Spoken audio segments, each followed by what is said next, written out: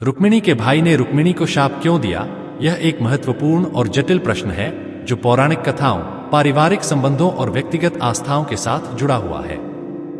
इस प्रश्न का उत्तर देने के लिए हमें महाभारत और भगवत पुराण जैसे धार्मिक ग्रंथों में वर्णित घटनाओं और पात्रों का विस्तार से अध्ययन करना होगा।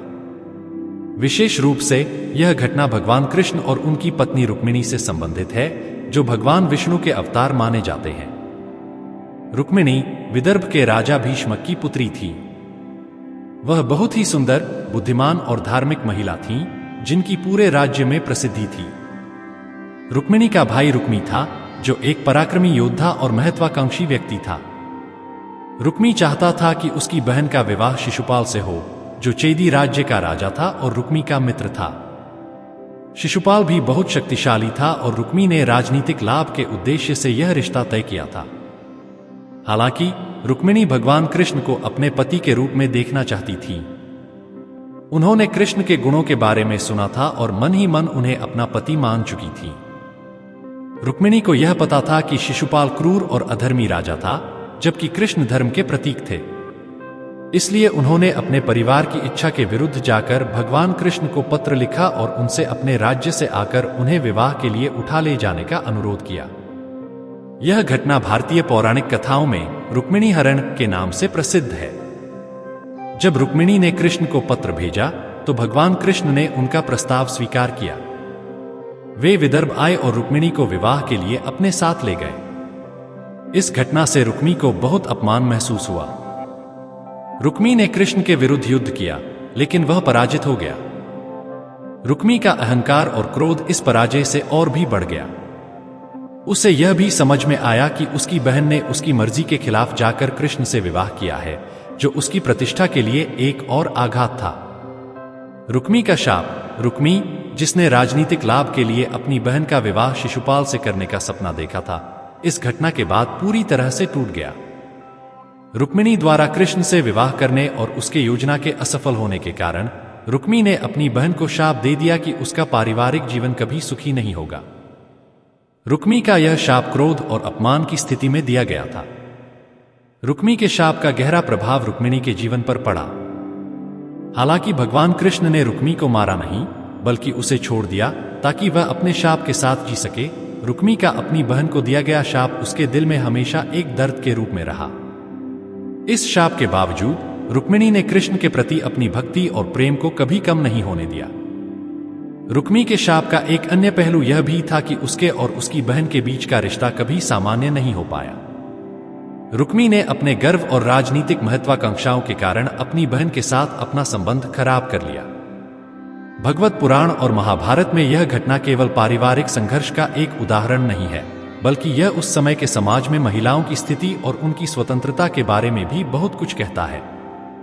रुक्मिणी ने अपने भाई और परिवार की इच्छा के विरुद्ध जाकर अपनी इच्छाओं को प्राथमिकता दी, जो उस समय के समाज में एक क्रांतिकारी कदम था। इस घटना से यह स्पष्ट होता है कि महिलाओं के पास अपनी स्वतंत्र इच्छाएं और भावनाएं होती हैं और वे उन पर अधिकार रखती हैं। रुक्मी का शाप एक प्रकार से उस सामाजिक ढांचे का भी प्रतिनिधित्व करता है, जिसमें महिलाओं की स्वतंत्रता और अधिकारों को पुरुषों द्वारा नियंत्रित किया जाता था। रुक्मी का यह सोचना कि वह अपनी बहन की इच्छा के खिलाफ जाकर उसका विवाह शिशुपाल से करवा सकता है, यह उस समय के समाज में पितृसत्तात्मक मानसिकता को दर्शाता है। रुक्मिणी और कृष्ण का विवाह धार्मिक और सामाजिक दृष्टिकोण से भी महत्वपूर्ण है। यह विवाह न केवल प्रेम और भक्ति का प्रतीक था, बल्कि यह भी दर्शाता है कि धर्म और आस्था के बल पर किसी भी प्रकार की बाधा को पार किया जा सकता है। रुक्मिणी ने अपनी भक्ति और विश्वास के बल पर भगवान कृष्ण को प्राप्त किया और उन्होंने समाज की उन सीमाओं को तोड़ा जो महिलाओं के अधिकारों और स्वतंत्रता पर प्रतिबंध लगाती थीं। रुक्मी का शाप एक और महत्वपूर्ण संदेश देता है। जीवन में कई बार हम अपमान या असफलता के कारण गहरे क्रोध में आकर दूसरों को कष्ट पहुंचाने का प्रयास करते हैं, लेकिन इसका परिणाम यह होता है कि हम अपने ही रिश्तों को नुकसान पहुंचा देते हैं। रुक्मी ने अपनी बहन को शाप देकर उसे जीवन भर का कष्ट दिया, लेकिन इसका परिणाम यह हुआ कि वह खुद भी अपनी बहन के स्नेह और सम्मान से वंचित हो गया। इस पूरी कथा से यह भी स्पष्ट होता है कि प्रेम और आस्था से बढ़कर कुछ भी नहीं होता। रुक्मिणी ने अपने प्रेम और विश्वास के बल पर सभी बाधाओं को पार किया और भगवान कृष्ण को अपने जीवन साथी के रूप में प्राप्त किया। हालांकि रुक्मी का शाप उनके जीवन में एक दुखद घटना के रूप में बना रहा, लेकिन उन्होंने इसे अपनी भक्ति और धैर्य के बल पर सहन किया। अंततः रुक्मी द्वारा रुक्मिणी को शाप देने की यह घटना केवल एक पारिवारिक विवाद नहीं थी, बल्कि यह उस समय के समाज की जटिलताओं, धार्मिक आस्थाओं और व्यक्तिगत स्वतंत्रता के संघर्ष का एक प्रतीक है। रुक्मी का शाप यह भी दर्शाता है कि जीवन में हमें अपने क्रोध और अहंकार को नियंत्रित करना चाहिए, क्योंकि ये न केवल हमें बल्कि हमारे प्रियजनों को भी कष्ट पहुंचा सकते हैं। कृष्ण और रुक्मिणी का संबंध भारतीय इतिहास और पुराणों में एक विशेष और आदर्श स्थान रखता है। भगवान कृष्ण और रुक्मिणी की प्रेम कहानी हिंदू धर्म के पवित्र ग्रंथों में वर्णित की गई है, विशेष रूप से महाभारत, भागवत पुराण और विष्णु पुराण में। उनके संबंध को प्रेम, आदर, विश्वास और समर्पण का प्रतीक माना जाता है। रुक्मिणी को भगवान विष्णु की अवतार लक्ष्मी का रूप माना जाता है और कृष्ण को विष्णु का अवतार। इसलिए उनका मिलन केवल मानव स्तर पर प्रेम कहानी नहीं है, बल्कि यह एक दिव्य संबंध भी है। रुक्मिणी का परिचय। रुक्मिणी विदर्भ देश के राजा भीष्मक की पुत्री थी। वह अत्यंत सुंदर, बुद्धिमान और धार्मिक प्रवृत्ति की थी। उनके भाई रुक्मी ने उनके विवाह की योजना शिशुपाल के साथ बनाई थी, लेकिन रुक्मिणी का मन केवल भगवान कृष्ण पर था। रुक्मिणी बचपन से ही कृष्ण की भक्त थीं और उन्होंने ठान लिया था कि वह केवल कृष्ण से ही विवाह करेंगी। रुक्मिणी का प्रेम और समर्पण। रुक्मिणी ने भगवान कृष्ण के बारे में सुनकर ही उन्हें मन, वचन और कर्म से अपना पति मान लिया था। उनका कृष्ण के प्रति असीम प्रेम और समर्पण इस बात का प्रमाण है कि उन्होंने अपने जीवन के हर पहलू में कृष्ण को सर्वोपरि माना। जब उनके भाई रुक्मी ने शिशुपाल के साथ उनका विवाह तय किया, तो उन्होंने एक गुप्त पत्र के माध्यम से कृष्ण को अपनी स्थिति बताई और उनसे सहायता की अपील की। रुक्मिणी ने अपने पत्र में भगवान कृष्ण से अनुरोध किया कि वे आकर उन्हें शिशुपाल से बचाएं और उनसे विवाह करें। यह पत्र एक अद्भुत उदाहरण है उनके साहस और प्रेम का, जहां उन्होंने सामाजिक और पारिवारिक बंधनों को छोड़कर अपने हृदय की बात कही। उनका यह साहस यह दिखाता है कि सच्चे प्रेम और विश्वास के सामने किसी भी प्रकार की बाधा टिक नहीं सकती। कृष्ण का रुक्मिणी के प्रति प्रेम। भगवान कृष्ण ने रुक्मिणी का पत्र पढ़ने के बाद तुरंत विदर्भ की ओर प्रस्थान किया। उन्होंने रुक्मिणी के प्रेम और समर्पण को समझा और उसकी रक्षा करने का वचन दिया। रुक्मिणी के अनुरोध पर कृष्ण ने उसे शिशुपाल से बचाया और उसका हरण कर लिया। यह घटना अपने आप में एक बहुत ही रोमांचक और अद्भुत कहानी है, जिसे भागवत पुराण और विष्णु पुराण में विस्तार से वर्णित किया गया है। कृष्ण ने रुक्मिणी से विवाह करके यह साबित कर दिया कि वह केवल एक योद्धा और राजा नहीं थे, बल्कि एक सच्चे प्रेमी भी थे। उन्होंने रुक्मिणी के प्रति अपने प्रेम और विश्वास को पूरी निष्ठा से निभाया और उसे अपने जीवन का अभिन्न अंग बनाया। उनके विवाह के बाद रुक्मिणी द्वारका की रानी बनी और उनके और कृष्ण के बीच का संबंध दिन ब दिन और भी मजबूत होता गया। विवाह के बाद का जीवन। विवाह के बाद कृष्ण और रुक्मिणी का जीवन प्रेम, विश्वास और आपसी सम्मान पर आधारित था। रुक्मिणी हमेशा कृष्ण के हर निर्णय में उनका साथ देती थी और उनका पूरा ध्यान रखती थी। उन्होंने अपने कर्तव्यों का निर्वहन एक आदर्श पत्नी के रूप में किया। रुक्मिणी ने कृष्ण के साथ मिलकर द्वारका के प्रशासन में भी सहयोग किया और हर मुश्किल घड़ी में उनके साथ खड़ी रही। कृष्ण का रुक्मिणी के प्रति प्रेम भी असीम था। वे अपनी पत्नी की भावनाओं और इच्छाओं का हमेशा सम्मान करते थे। भागवत पुराण में एक घटना का वर्णन है जिसमें भगवान कृष्ण ने रुक्मिणी के चरण दबाए, यह दिखाने के लिए कि वे अपने प्रेम और आदर में किसी भी प्रकार का अहंकार नहीं रखते।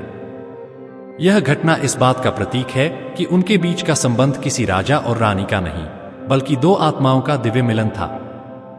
अन्य पत्नियों के साथ संबंध। यह ध्यान रखना आवश्यक है कि भगवान कृष्ण की कई पत्नियां थीं, जिनमें सत्यभामा, जांबवती, कालिंदी, मित्रविंदा, भद्रा और लक्ष्मणा प्रमुख थीं। लेकिन रुक्मिणी का स्थान इनमें सबसे ऊंचा था। रुक्मिणी को कृष्ण की प्रमुख पत्नी माना जाता है और उनके साथ कृष्ण का संबंध सबसे गहरा और विशेष था। रुक्मिणी का स्वभाव विनम्र और शांत था, जबकि सत्यभामा का स्वभाव तेज और अधिकारपूर्ण था। इसके बावजूद कृष्ण ने अपनी सभी पत्नियों के साथ समान प्रेम और सम्मान का व्यवहार किया, लेकिन रुक्मिणी का स्थान उनके हृदय में विशेष था। रुक्मिणी और सत्यभामा के बीच का संबंध। रुक्मिणी और सत्यभामा के बीच के संबंधों को भी पुराणों में प्रमुखता से दिखाया गया है। दोनों के स्वभाव में भिन्नता होने के बावजूद उनके बीच आदर और प्रेम था। एक घटना में जब नारद मुनि ने सत्यभामा से कहा कि कृष्ण रुक्मिणी से अधिक प्रेम करते हैं, तो सत्यभामा ने कृष्ण से यह साबित करने की मांग की कि वह उनसे भी उतना ही प्रेम करते हैं। इस पर कृष्ण ने एक अद्भुत लीला रची, जिसमें उन्होंने एक तराजू पर खुद को रखा और कहा कि जो भी उन्हें तुला सकता है वह उनका सच्चा प्रेमी है। सत्यभामा अपने सारे धन और आभूषणों को तराजू पर रखने के बावजूद कृष्ण को तुला नहीं कर पाई, लेकिन रुक्मिणी ने एक तुलसी का पत्ता तराजू पर रखकर उन्हें तुला दिया। यह घटना इस बात का प्रतीक है कि सच्चा प्रेम और भक्ति धन और वैभव से नहीं, बल्कि समर्पण और विश्वास से मापा जाता है। रुक्मिणी की भक्ति।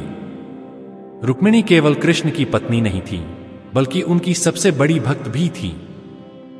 उनका जीवन इस बात का प्रतीक है कि सच्चा प्रेम और भक्ति किसी भी बाधा को पार कर सकती है। रुक्मिणी ने अपने हर कार्य में कृष्ण को सर्वोपरि माना और उनकी सेवा में अपना जीवन व्यतीत किया। वह न केवल एक आदर्श पत्नी थी, बल्कि एक आदर्श भक्त भी थी, जिन्होंने अपने जीवन में प्रेम और समर्पण का सबसे ऊंचा उदाहरण प्रस्तुत किया। कृष्ण और रुक्मिणी का आदर्श संबंध। कृष्ण और रुक्मिणी का संबंध हिंदू धर्म में आदर्श पति पत्नी के संबंध का प्रतीक माना जाता है। उनका जीवन इस बात का उदाहरण है कि प्रेम, आदर और विश्वास किसी भी संबंध की नींव होते हैं। उन्होंने अपने जीवन में एक दूसरे का पूरा साथ दिया और हर मुश्किल घड़ी में एक दूसरे के साथ खड़े रहे। कृष्ण ने रुक्मिणी के प्रेम और समर्पण को कभी अनदेखा नहीं किया और रुक्मिणी ने भी कृष्ण के हर निर्णय और कार्य में उनका साथ दिया। निष्कर्ष। कृष्ण और रुक्मिणी का संबंध न केवल एक महान प्रेम कहानी है, बल्कि यह एक दिव्य मिलन का प्रतीक भी है। उनके बीच का प्रेम और विश्वास हर युग में प्रेरणादायक रहा है।